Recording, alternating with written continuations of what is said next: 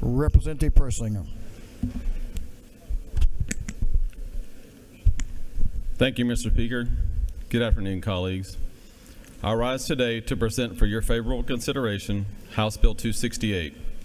But before I cover the contents of this legislation, I want to present each of you with the opportunity this bill represents. This legislation represents an opportunity to pass measures today that will save lives and protect our students, teachers, and schools in every corner of this state. This bill will put in place proactive early intervention measures that support the mental health and well-being of our children and provide resources for students in crisis, ensuring that we can intervene to make a meaningful impact on an individual before a mental health crisis escalates to self-harm or the harm of other students. I urge you to keep that in mind as you consider this measure.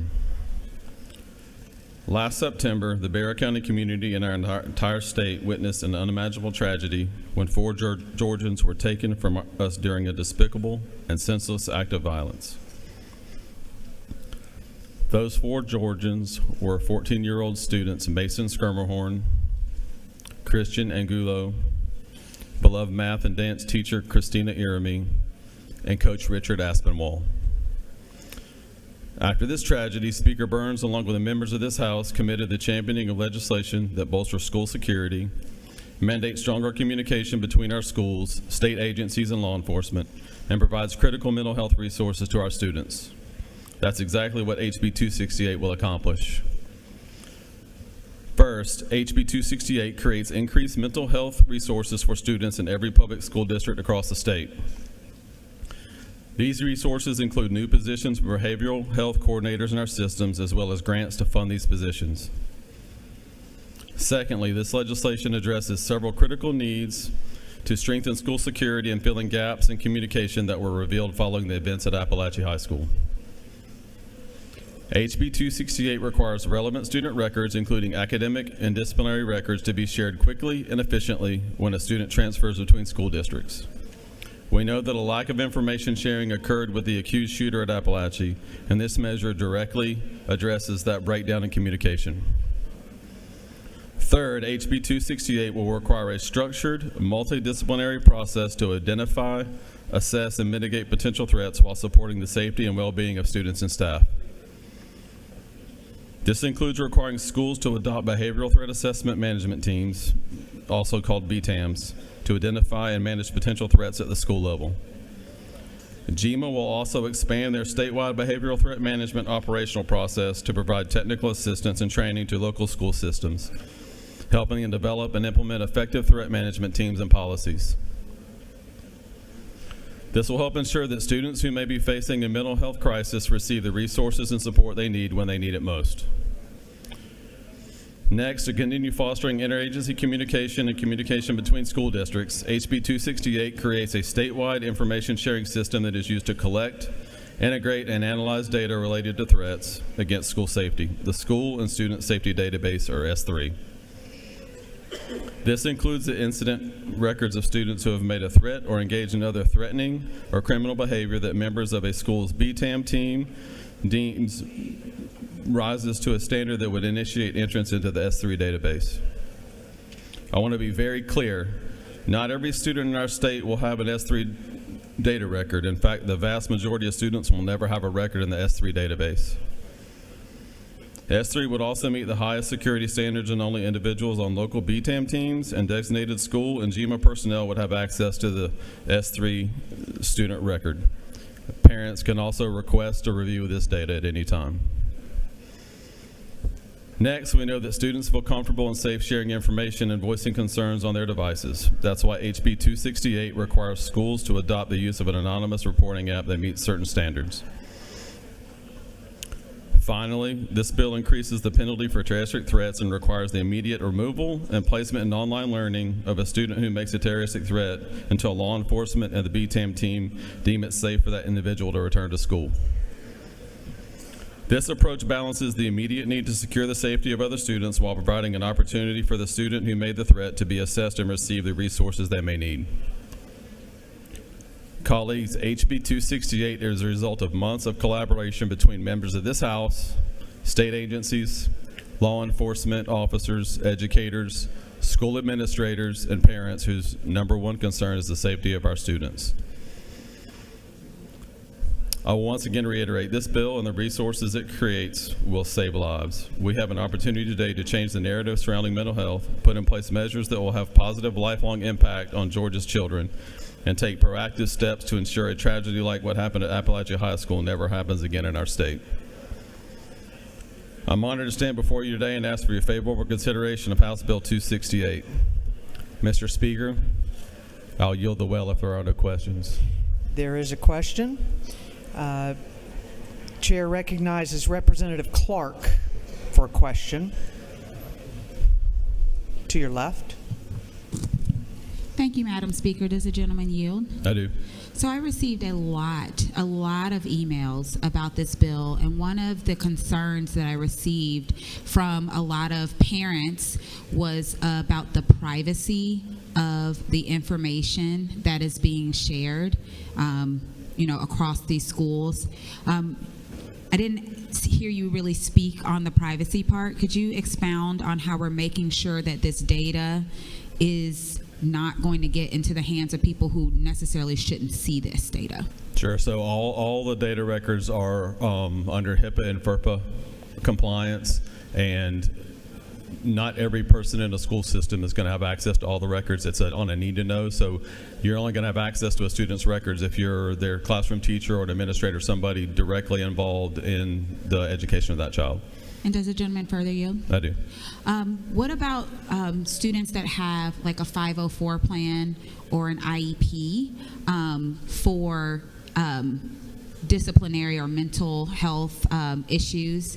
How are we making sure that they are, I guess, not necessarily being labeled as the, quote, bad kid? Correct. Because of something that might actually be diagnosed? So thanks to Representative Glaze, we amended the bill in committee to directly address that. So similar to if they have a behavioral issue now, they have a manifestation meeting. So in the BTAM meeting, if a child with a 504 or an IEP were to be referred to the BTAM team, someone intimately involved in creating their 504 or IEP will be a member of that team. All right. Thank you very much.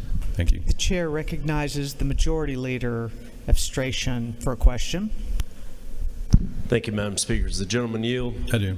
Sir, is it not true that this legislation will provide local school systems with the necessary resources and guidance to effectively manage and mitigate potential threats? That's absolutely correct. Thank you for bringing the bill, sir. Thank you. There are no more questions. I yield the well. The gentleman has yielded the well. The chair recognizes Representative McQueen to speak to the bill.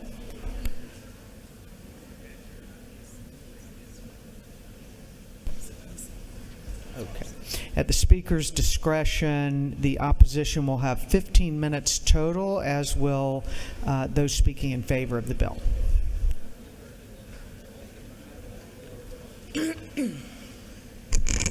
Thank you, Madam Speaker. Colleagues, I rise today to confess that I have read this bill more than I've read any bill this session. I approach reading bills the same way I teach my students to approach a complex test or assessment. I read every bill at least 3 times, each with a different purpose. Round 1 is for feelings. With some of the legislation we've seen this year, that's a necessary step for me. I read the words, I feel what I feel, and I move on. Round 2 is for facts. What is actually here? What is this bill saying? And just as important, what is it not saying? And finally, round 3 is for questions. Where are the gaps? What doesn't add up? Now, usually that third reading wraps things up, maybe a 4th pass at most, but with House Bill 268, I lost count. Because the more I read, the more questions I had. And the first question was simple. What exactly are we doing here? We are being asked to create a state-run student surveillance database, a watch list for children readily available for law enforcement access. The talking points meant to be reassuring are, this isn't a watch list, it's just a safety tool. We track attendance, we track grades. Why not this? Because this is different. This isn't neutral data. This is subjective labeling, deciding which children are considered a threat based on a feeling, a perception, a judgment. So then I wondered, well, who makes that call? And once a child is flagged, how long does that label follow them? Does a 10-year-old who gets written up for acting out at 5th grade recess stay in this system until they're 18, applying for college, when they apply for a job? I went back to the bill looking for guardrails, looking for limits, looking for clear criteria to answer those basic questions. And while the supplement to this bill now includes an appeal process, a path for parents to challenge a recommendation to the school-level Behavioral Threat Assessment Management Team, BTAM, what happens to the students who don't have someone to make that appeal? What about students in foster care? The students whose guardians are absent or unavailable? The students navigating the system alone? Because an appeal process on paper means nothing if there's no one to file it. And I looked for language that accounted for them. Protections for students without advocates, alternative safeguards to make sure no child slips through the cracks, and unfortunately, I found nothing. And so then I thought, well, surely there must be strict controls on who can see this information, because if we're creating a list like this, the first concern has to be privacy. So I went to the bill looking for answers, looking for clear, enforceable limits on who can access this database, on how the information is shared, and on how long a student's name can stay in the system. And I found in lines 136 through 138 of the original that, quote, any sharing of student records shall comply with the Federal Family Education Rights and Privacy Act, FERPA, and its implementing regulations, end quote. And that's it. And the concern here is that FERPA has broad exceptions, especially when safety is invoked. Under FERPA, if a school official believes there's a threat, they can share personally identifiable information from student records without parental consent and with nearly any outside party they claim has a legitimate educational interest. So under this bill, once a child is flagged, what's stopping that information from circulating between schools, law enforcement, state agencies, and beyond? So I kept looking. I searched for any extra guardrails this bill might put in place, limits beyond FERPA, clear restrictions to prevent overreach or abuse. I looked for language that says who exactly can see this information. I looked for language that says how long this data stays on file, and again, I found nothing. So now I'm wondering, why do we even need this? Because here's the thing, we already have information sharing tools between schools and law enforcement. Right now, under existing Georgia law, if there's a credible threat, schools are fully empowered to notify authorities, coordinate responses, and share necessary records to protect students and staff. And even when considering that in many rural areas, information sharing might not be happening as smoothly as it should, that some districts may lack the personnel, technology, or relationships to coordinate effectively. The question becomes whether this bill fixes these issues. Does this bill fund training to strengthen partnerships between school and law enforcement? Does it provide resources for rural districts to develop communication plans? Does it offer grants to improve existing systems rather than forcing every district into a one-size-fits-all state database? I went looking for those answers in the bill, and once again, I found nothing. No new protections, no new powers, no new resources, just another layer, another government system, another database to maintain, with all the risk that comes with collecting sensitive data on children and none of the benefit. So even if we accept the premise that some districts need help coordinating school safety responses, this bill does not address that problem. It does not provide a solution. It just builds a new system on top of the gaps that already exist without actually closing them. So if the information is already flowing where it needs to in most areas, and if this bill does nothing to improve coordination where it isn't, then why are we building this machine? And who's paying for all of this? Because we know this isn't free. The technology, the training, the maintenance, the security, and yes, school safety is worth the cost. We could find the money later and schools could just get started now, but we've heard that promise before. And it's always the schools with the fewest resources who are asked to stretch the furthest. So I looked in the bill for funding streams, for grants, for appropriations, for anything that acknowledges the cost we're dumping on these districts, and again, nothing. So when I went looking in the bill for the oversight, Where is the backstop to ensure this system isn't misused? There are references to the Chief Privacy Officer in lines 126 through 130 of the original. But does the CPO have independent authority? Can they stop misuse, remove false entries, protect students in real time? Yet again, nothing to be found. The Chief Privacy Officer advises, they consult, but they do not control this system. They do not have the power to intervene when a student is wrongfully flagged. They do not protect these children from the consequences of a label that may follow them indefinitely. And all of this brought me to my one last question. What happened to local control? We hear about it constantly in this chamber. The wisdom of letting parents and local educators make the decisions closest to their students, and yet here we are voting on a bill that creates a one-size-fits-all statewide mandate that forces every district into the same system, whether it works for their students or not. School safety requires consistency, but safety does not mean sacrificing local wisdom. It does not mean stacking one system on top of another and pretending that's progress. So colleagues, I ask you this. If this bill does not protect privacy, if it does not provide funding, if it does not respect local control, and if it duplicates work that schools and law enforcement are already doing, then what are we doing? If the goal is real safety, let's fund the people who do the real work. Let's hire more counselors, more social workers. Let's invest in mental health care and conflict resolution.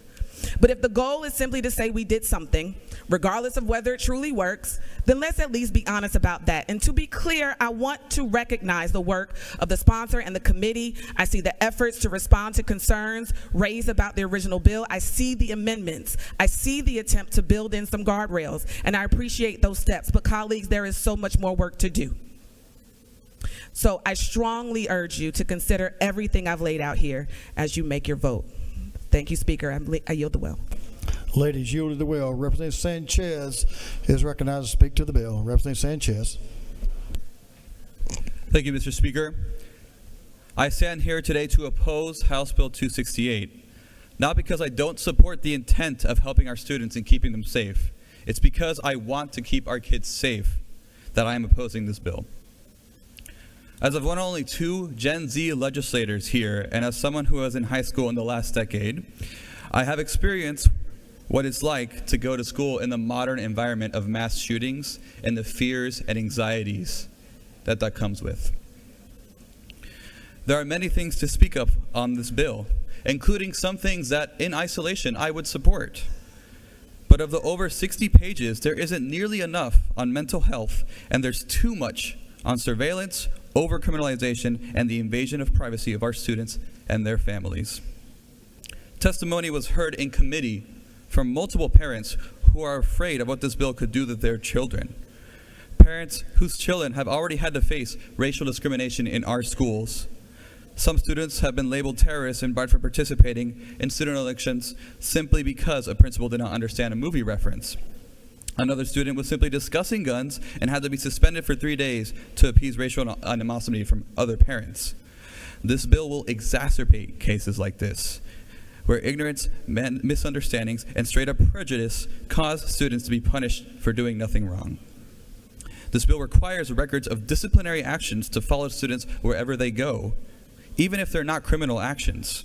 It also makes it much easier for law enforcement and the government to have access to these records and undermine parents' rights to deny such requests, even despite some of the amendments made. As the Intercultural Development Research Association has noted, discipline is very often conflated with security. The records being referenced in this bill are discipline records, not security risk records. And they are using these discipline records to label children as threats. We're talking about children as threats.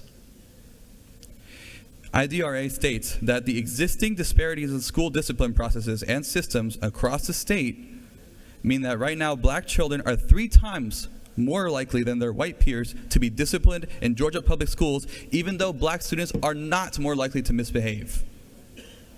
Additionally, students with disabilities are 1.5 times more likely to be punished. We cannot allow these unjust disparities to turn into a permanent setback for students through the system this bill is trying to create. And if I may, I'd like to share a personal story about my time in school. In 2008, the recession made my family lose everything.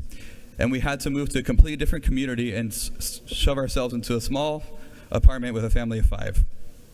It was a hard year for us and for me, and in that year, I got into 3 fights at the new school that I was in, and I got written up for them. Mind you, I was a straight A student, and a year later I was in student government. But what would have happened if this bill was enacted then?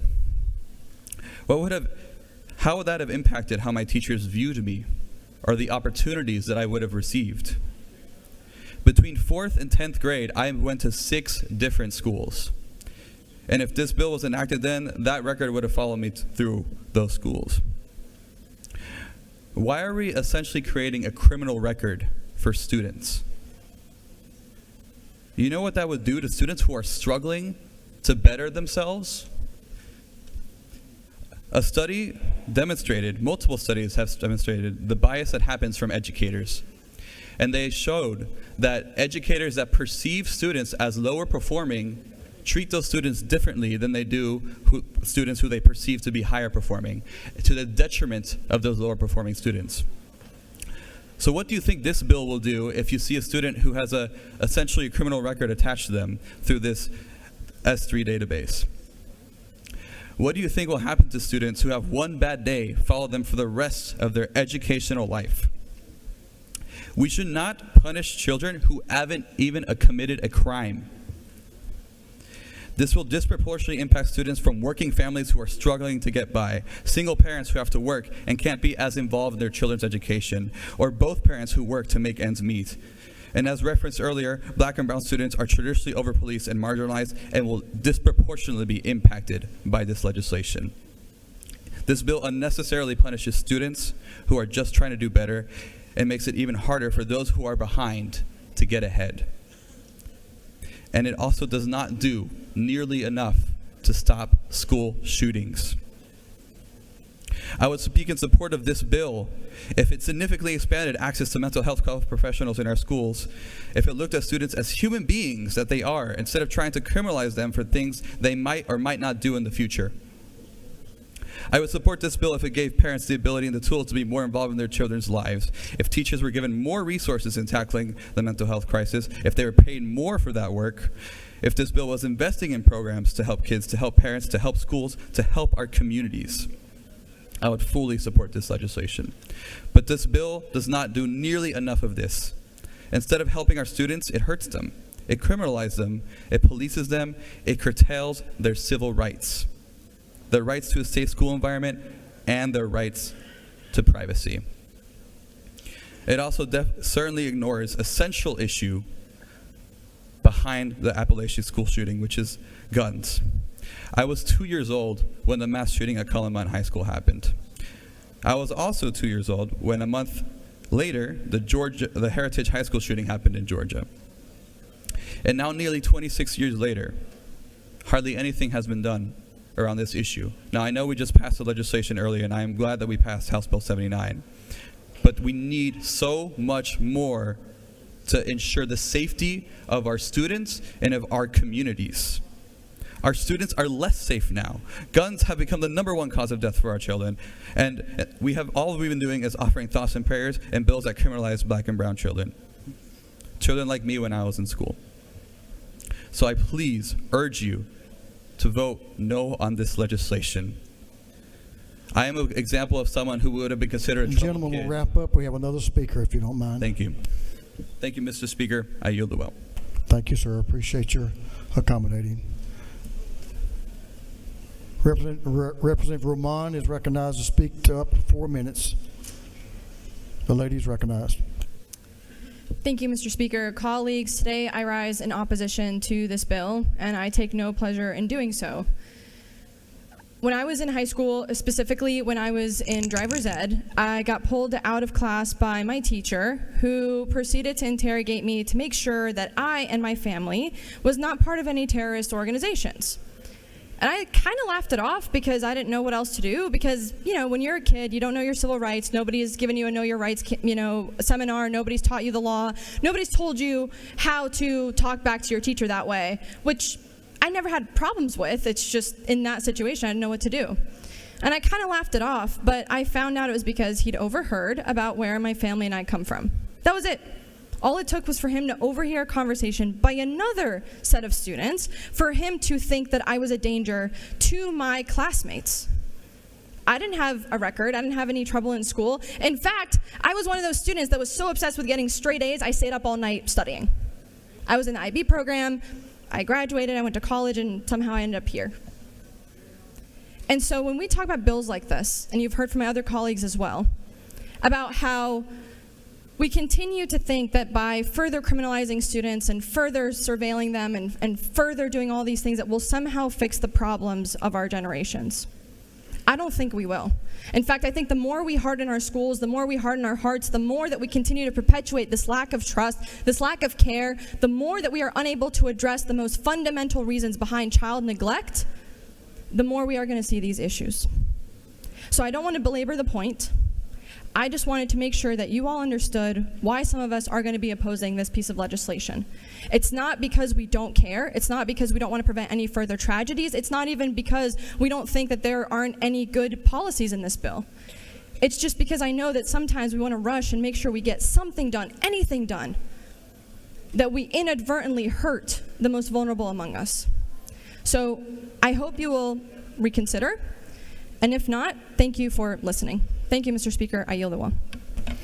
The lady has yielded the well. The chair recognizes Speaker Burns to speak to the bill.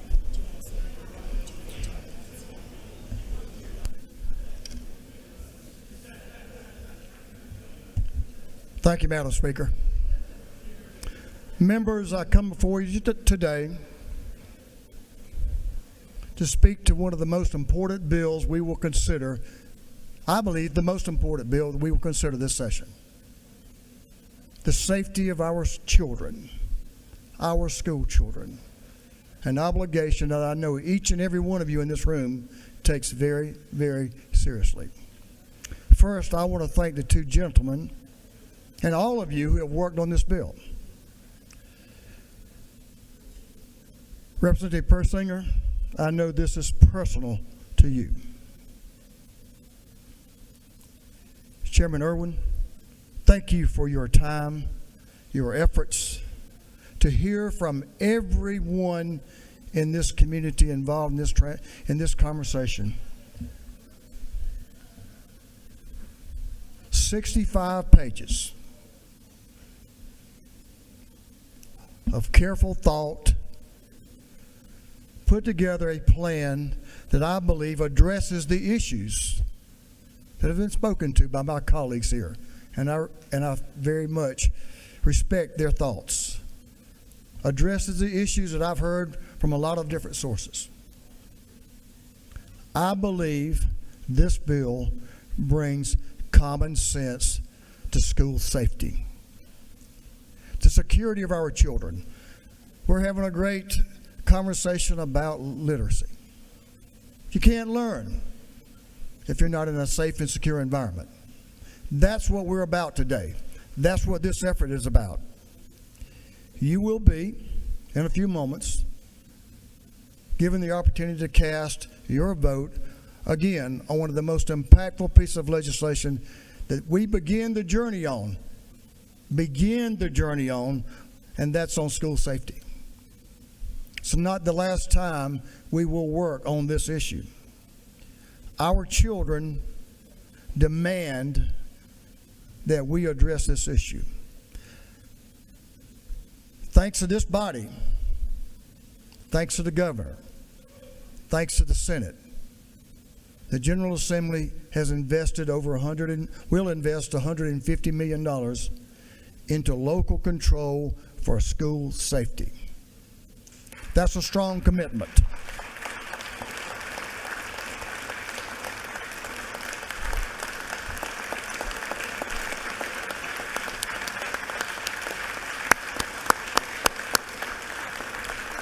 Thank you to the members of this body for standing strong, your commitment, putting your dollars where your words are, ensuring that we reach out to all of the components of this problem: law enforcement, parents, and we've done that.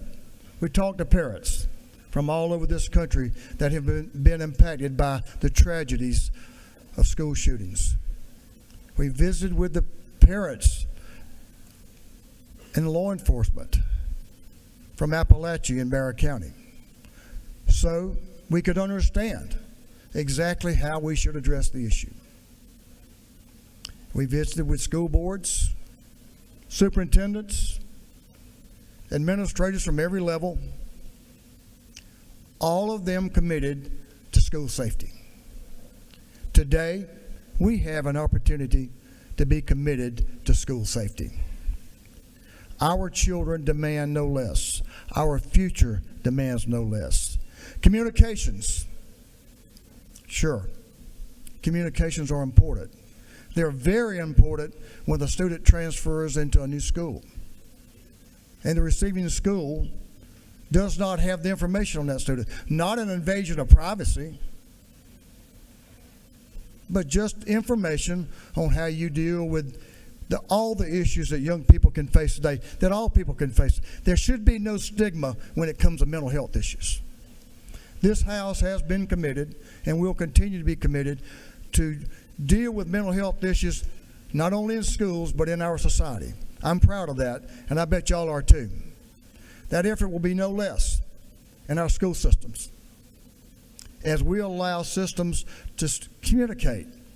Again, just good old common sense to know what the issues are and what steps need to be taken. I do believe that Georgia and Georgians have a bright future when it comes to education. I know that to be the case.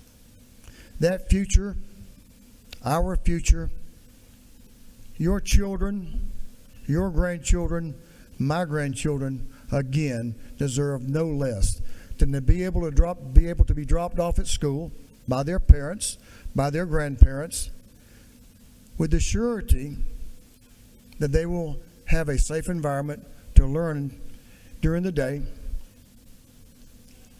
and then to be picked up when school ends in the afternoon. This legislation will strengthen our mental health resources in our school systems, allowing our schools to work together, provide every student and what to help meet their needs when it comes to issues that may be impacting them at home and in school.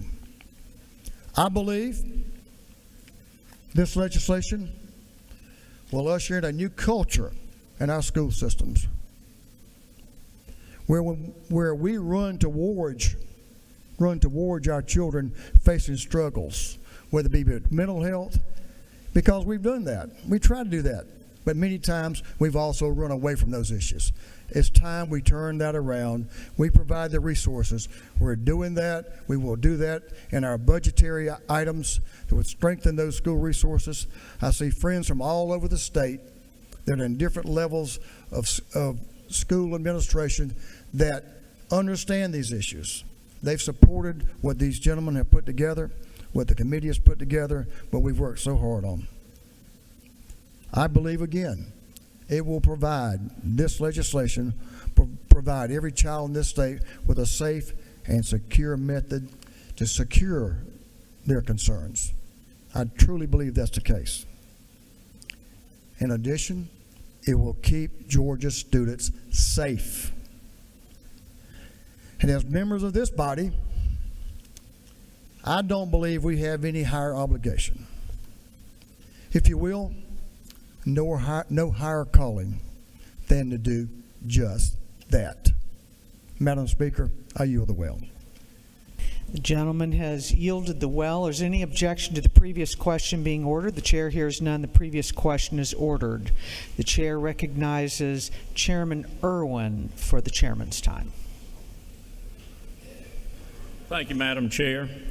Let me first begin today by telling you, rarely in this chamber do we get the opportunity to save lives. This bill gives you the opportunity to save lives, and we need to do that in today's environment. Let me tell you, in my whole career in education, I've witnessed it not only as a student, but as an educator, how difficult it is to learn. And how much more difficult it is to learn if it's not a secure environment. We must secure the environment of all of our schools. We must have plans. We must be prepared. Then we must move on to educating the children to the level that we expect every single day for our teachers to work. I'm going to ask you to vote yes on this bill to save lives. And those lives, after you vote on this bill, you won't even know you saved it, because the team stepped up and were proactive with the situation. And they were able to either prevent it or catch it before it got in the door and created the violence that are so often seen within our schools today. I'm going to say it again. Our students deserve a safe and secure environment. What this bill does, because I've heard quite a bit about what it doesn't do and who it doesn't look at and who maybe they thought it looked at, but it assists students with the mental health and the behavioral health that they need. We're putting coordinators in there for the first time in school, and they're going to connect kids to services that they need when they're in crisis. School systems have been asking for this, and they've been paying for it for themselves for years and bringing in groups and bringing in the expertise. We're putting together the agencies that have the expertise in this state to come coordinate with teams, work with teams to secure that environment. That could be GMA, that could be the sheriffs, that could be GBI. All these groups are not only communicating for the first time together as a team, but they're coming in to secure that environment.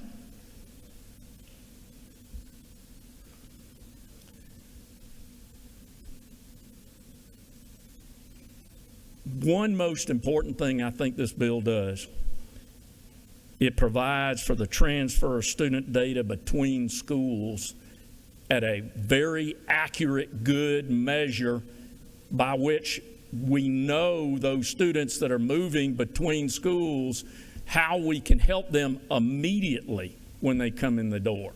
Not 2 or 3 weeks later when part of the records come in, but immediately when they come in the door.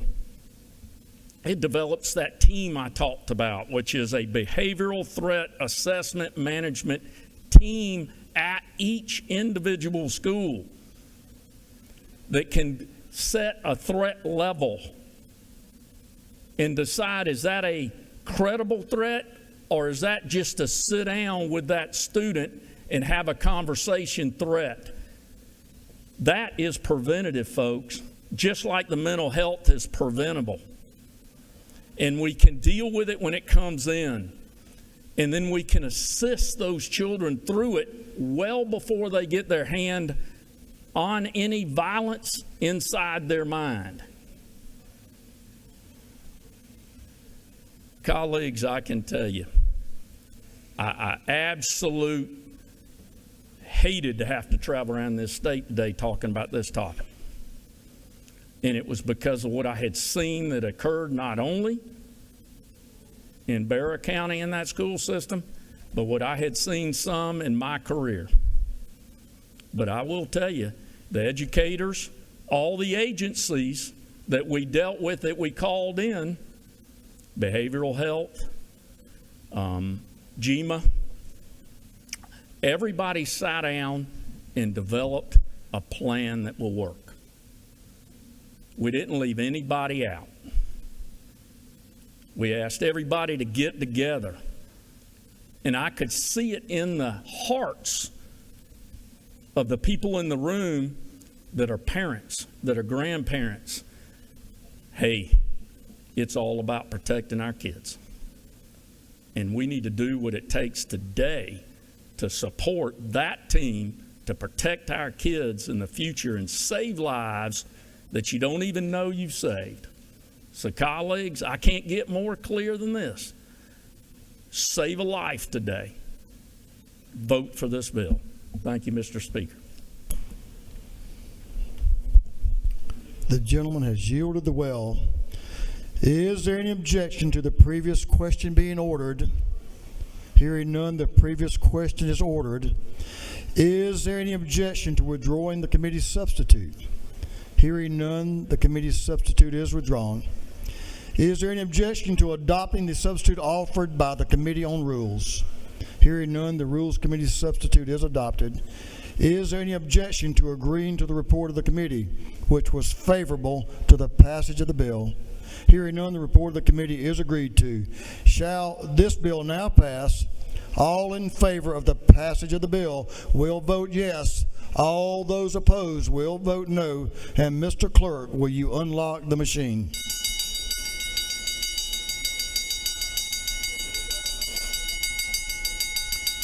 So I'm doing, who's first?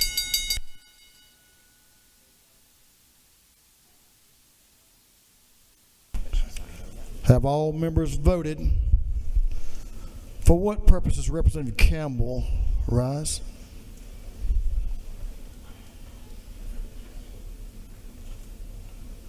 Mr. Speaker, parliamentary inquiry. State your inquiry. Is it not true, while I support this sincere and solid first step in protecting our students, but as respectfully the Speaker pointed out of 65 pages, 20,240 words on 2,377 lines, the number of times a gun or guns is mentioned is 0. The number of times a firearm or firearms mentioned is 0. And the number of times a shooting mentioned is 0. The number of times gun safety training is mentioned is 0. And is it not true that we still have an enormous opportunity ahead of us to make this bill exponentially stronger with additional work and hearings in this session to implement gun safety storage? I'm sure the lady believes very strongly in what she just stated, and this is, as I said, this is a step in the right direction, and we are hopefully these members of this body will be committed to school safety in this bill, House Bill 268, and we'll give you a chance to show that support in just a moment. For what purposes, Representative Glaze rise? Mr. Speaker, parliamentary inquiry. State your inquiry. Is it not true that the minority members of the Education Committee was able to put in over 8 major amendments to this bill? The lady was there every step of the way, and I'm sure she knows exactly what she's referencing, and as many, many people in this state, in this country, in this body had input in this bill. Thank you for your inquiry. For what additional question? One more inquiry, yes, ma'am. Is it not true that the hearts and minds of this assembly is directed to the care and the support and the safety of the children of Georgia? And is it not true that this bill is a step in the right direction? 100%. I agree with the lady. For what purpose does the majority leader rise?